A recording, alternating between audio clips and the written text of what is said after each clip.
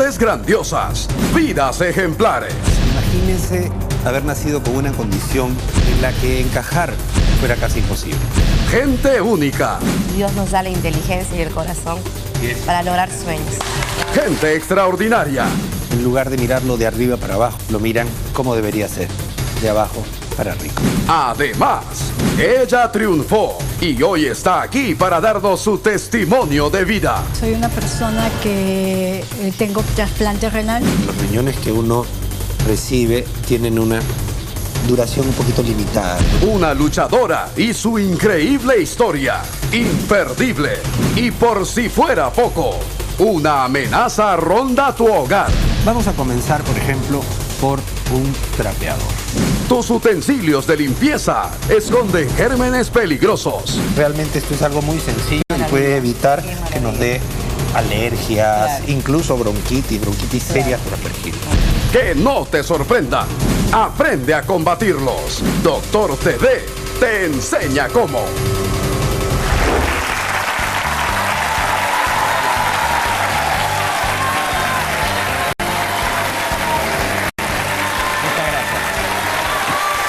Muchas gracias. Amigos, muchísimas gracias por estar acá, muchas gracias por estar en sus casas. La mayoría de las personas siempre trata de encajar en este mundo. Pero imagínense haber nacido con una condición en la que encajar, a pesar del tamaño, fuera casi imposible. El tema de hoy llega gracias a Movistar. Nuestras invitadas el día de hoy nos enseñarán una perspectiva completamente diferente de este mundo. Porque quizás, en lugar de mirarlo de arriba para abajo, lo miran como debería ser, de abajo para arriba. Nos demostrarán que ellas son dos grandes estrellas y van a ser las estrellas de este programa. Así midan un poco menos de 1 metro. Estamos hablando de la gente pequeña. Echemos un vistazo. Yo soy Sibel de Sousa y poseo el síndrome de acondroplasia. Soy una persona pequeña, pero soy tan normal como cualquiera. Estudié psicología, me especialicé en el área clínica, pero también realizo charlas motivacionales. Además, soy la presidenta de la Asociación de Personas Pequeñas del Perú. Cuando era mucho más joven, ser pequeña era difícil. Muchas veces me miraban raro. Sin embargo, gracias a mi familia aprendí a que no me afectara.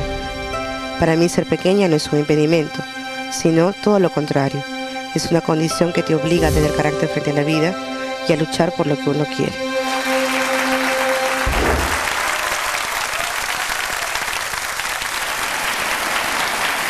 Sibel, muchísimas gracias por estar acá, bienvenida, gracias por tu valentía, tu fuerza y gracias por acompañarnos. Pero sé que no has venido sola. Quiero presentar también y presentar la historia de Karina. Mi nombre es Karina Pérez, tengo 32 años. Tengo el síndrome de Morquio, mido 1 metro de estatura, pero soy bien grande de corazón. Actualmente estoy estudiando Derecho Corporativo porque mi meta es ser una exitosa abogada empresarial. Mi discapacidad no es una incapacidad. Mi lucha es constante a pesar de las adversidades.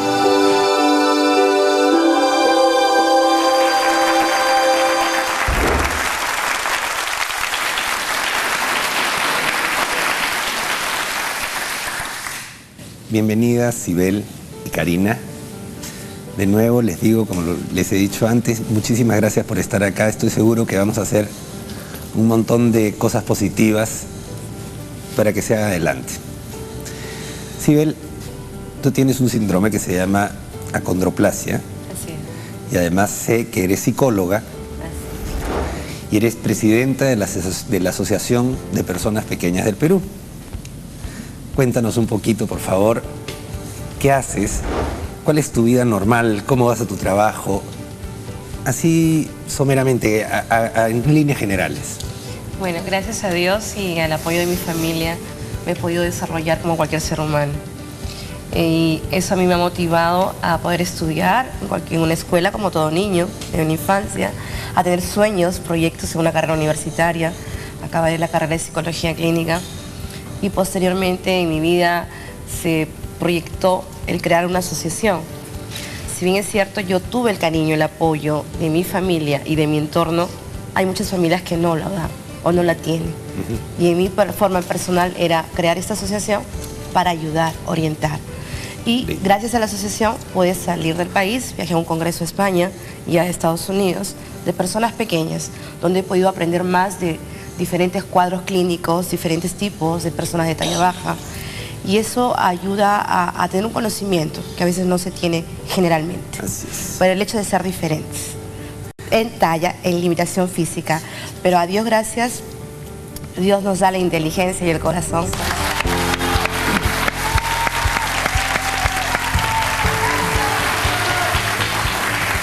Karina, de nuevo muchas gracias. Tú tienes lo que se llama el síndrome de Morquio. Y estudias Derecho. Así es, estudio Derecho, recién voy por el primer siglo, ¿no? ¿Cómo haces para ir a estudiar? ¿Hay facilidades? Bueno, en principio yo creí que era una facilidad para mí, ¿no? Porque la universidad ponía la movilidad, ¿no? Pero al fin me di cuenta después que era un poco difícil, ¿no? Pero con el apoyo de mis hermanos, de mis papás, de mis hermanos, que ellos siempre me llevan. Y aparte la confianza de mis mismos compañeros del grupo, Qué bueno. me apoyan hasta subir y bajar las escaleras, porque subo hasta el tercer piso. Bien. Así es. Y la verdad que te cansas al caminar. Sí, me agito demasiado. Para poder hablar de esta condición y para poder hablar de estos trastornos, que en el fondo son trastornos genéticos, producto de una mala osificación, no sé si me estoy equivocando, pero básicamente es que nosotros tenemos en el cuerpo huesos largos y huesos cortos. El trastorno de la acondroplasia, por ejemplo, tiene que ver con el desarrollo del cartílago. Si uno toma una radiografía de un niño de 4 o 5 años de la mano y pone la radiografía de un adulto, uno se va a dar cuenta que en el niño hay un huesito, espacio, huesito, espacio, huesito, espacio. El espacio no se ve en la radiografía porque todavía no ha terminado de osificar, ¿no es cierto? No ha terminado el cartílago de convertirse en hueso ni desarrollarse como hueso. En los huesos y en el adulto uno lo compara las dos radiografías y te das cuenta que esos espacios están llenados por las articulaciones prácticamente. En el caso de los huesos largos, nosotros tenemos siempre lo típico que sale, pues, ¿no? Una cosita grande abajo, arriba y una parte larga del hueso.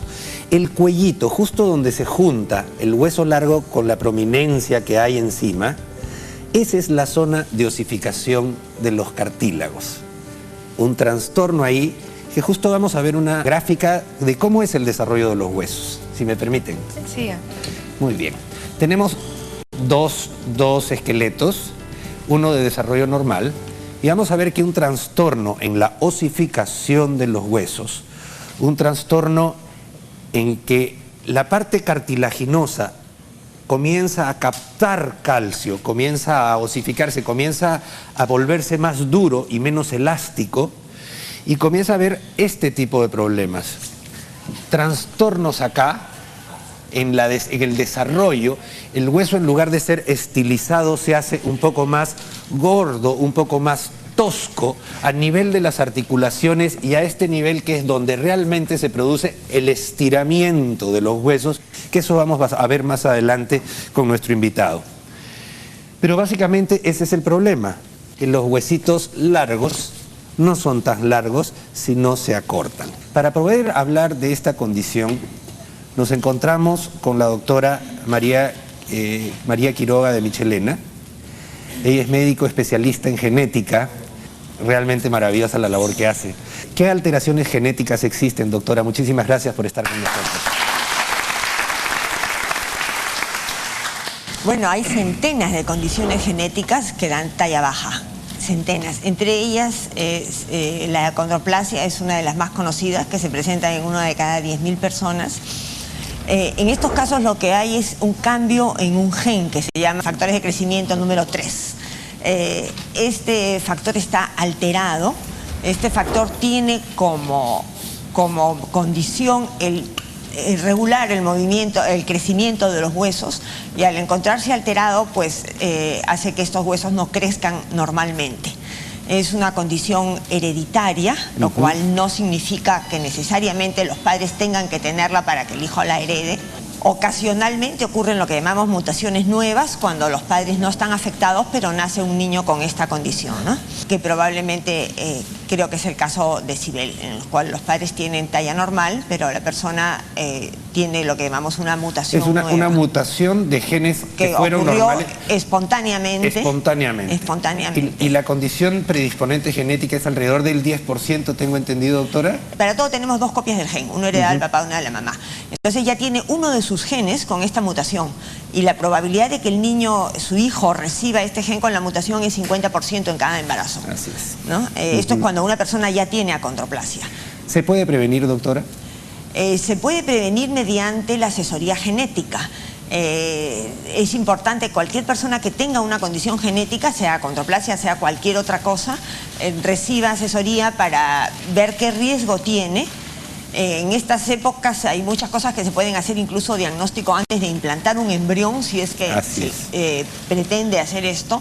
Depende de la óptica de las personas. Lo que estamos obligados es a informar a las personas por qué sucedió, cuál es su riesgo de que esto se transmita o no a los hijos, y que ellos tomen sus decisiones. Muchos padres que tienen talla normal, la probabilidad de que tenga un hijo con acondroplasia es 1 en 10.000, que es el mismo de la población. La estatura pequeña se considera a partir de 1.47, un menor de 1,50 m en general, ¿no es cierto? Nos acompaña también el doctor Jorge Sánchez, jefe del Servicio Infantil de Ortopedia de la Clínica San Juan de Dios. ¿Cuál es la diferencia entre las personas y cómo se maneja? Porque se maneja distinto las personas con acondroplasia o morquio, o personas que simplemente son de baja estatura. Existe en cada población una curva de crecimiento.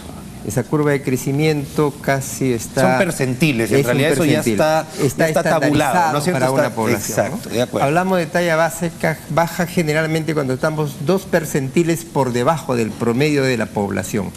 Ese es el término en términos genéricos, ¿no? He visto, doctor, sus trabajos sobre alargamiento de huesos. Yo entiendo que esto no se puede aplicar en todos los pacientes, por supuesto, y que tampoco es algo absolutamente necesario. Tenemos el ejemplo de ellas que realmente hacen una vida prácticamente normal con sus costos y limitaciones, pero desarrollas tus actividades completamente normales. Tenemos unos gráficos, doctor, de huesos alargados con fijadores externos, si no me equivoco, ¿no? Efectivamente, nosotros en el país, así como a nivel mundial, se realiza ya el sistema de fijación externa, que es la distracción, y podemos ver en esa proyección que tienen ahí a vista, es un paciente, en este caso del Hogar Clínica San Juan de Dios, que ya ha hecho el alargamiento de fémur y tibia, se está haciendo el alargamiento del húmero. En ese primer paso... ¿Esto es lo que falta para crecer, doctor? No, esa es la parte de distracción. Ya está en proceso de distracción, pero todavía no se ve radiológicamente. No se llena, todavía no se ha llenado. Es lo que yo he tratado de explicar con un huesito de un niño. Exactamente. En la tercera radiografía ya es la fase ya mineralizada, ya está neutralizado. Perfecto. Pero hace falta que ese hueso se mineralice, se endurezca y se recanalice. Y deje exactamente la cascarita del hueso. Básicamente esa es la parte... Ese es el proceso. O sea, el proceso. Miren, son 4 fases realmente, ¿no? Qué interesante, doctor, porque, claro, esto es lo que uno pretende. Exactamente, ¿no? Así es. Y esto es el callo óseo que se está formando, y esta es la remodelación del huesito hasta que forma ya una estructura ósea totalmente mineralizada normal, con calcio y todas esas cosas. En la parte final, si usted toma un examen de óseo, y no hay que olvidar que no solo se está alargando el hueso, se está alargando las arterias, se está alargando los músculos, se están alargando los nervios. Todo eso es un proceso que microscópicamente en el final no hay mayores cambios. Vemos acá, doctor, un huesito corto Así es. Y un huesito alargado. Así es. Ese hueso, el izquierdo, ya estaba alargado, lamentablemente, a veces por falta de fijadores tenemos que hacerlos por tiempo. Porque es caro. Pero esa es la el parte tratamiento. final. Este es un niño que ya tiene 10 años en el momento en que se hizo la cirugía. Maestro, una cosita, por favor. Esto, como dice, claro, se tienen que alargar no solamente los huesos, se tiene que estirar el tejido que lo circunda. Yo me imagino que la extensión de nervios debe ser dolorosa. En términos generales, hacer un alargamiento implica previamente, dentro de la planificación preoperatoria, un trabajo de tipo multidisciplinario. Dentro de ello, la especialidad que tiene en este caso la invitada, o sea, un estudio psicológico, es muy importante porque el paciente tiene que estar convencido, y no solo él, sino la familia, de lo que se va a realizar, de las incomodidades que va a pasar. Porque cuando usted plantea un alargamiento a un paciente de talla baja, evidentemente es una gran expectativa la que se cree el paciente. Así es. Pero si no es convencido y consciente de las incomodidades que va a pasar por un promedio de 8 a 14 meses, realmente no amerita que se haga, ¿no? O sea, tiene que ser todo ese proceso multidisciplinario. Doctor, estas placas son impresionantes, la Este verdad. es un ¿Cuánto caso ha de- ganado este Claro, paciente? este es un en talla? paciente con acondroplasia, con alargamiento de un fémur, en que están las 4 fases del proceso de alargamiento, siendo en la radiografía del lado derecho, luego de haber hecho un alargamiento de 9 centímetros, es lo que se alargó en este caso, en este paciente. ¿Cuánto tiempo dura todo este proceso, más o menos? Dependiendo de la edad, que generalmente lo hacemos entre los 10 y 12 años, es en término prácticamente de llegar a lo que es la madurez ósea, se demora entre 8 y 14 meses en promedio, ¿no? No Doctor, existe una fecha exacta. Esto se puede usar también en fracturas patológicas, ¿no? O sea, cuando efectivamente una parte del huesito se ha fracturado y se puede remodelar eventualmente. Claro, nosotros la distracción del callo, que es el alargamiento óseo, lo aplicamos en una serie de infecciones en términos generales. La acondroplasia está dentro del tema de lo que es enfermedades congénitas. También hay enfermedades traumáticas que se hacen no solo en el niño, sino también en el adulto, como lo hacemos en este caso en salud. Igualmente sucede en enfermedades infecciosas, igualmente en enfermedades tumorales, resecamos la parte tumoral, el defecto lo rellenamos con hueso, es lo que se conoce como transportación ósea. Se hace en el país ya más o menos alrededor de 20 años, ¿no? Doctor, muchísimas gracias, porque creo que ha sido para todos una experiencia realmente impresionante. Doctor, gran trabajo, muchísimas gracias. Por favor, amigos, no se muevan, regresamos enseguida.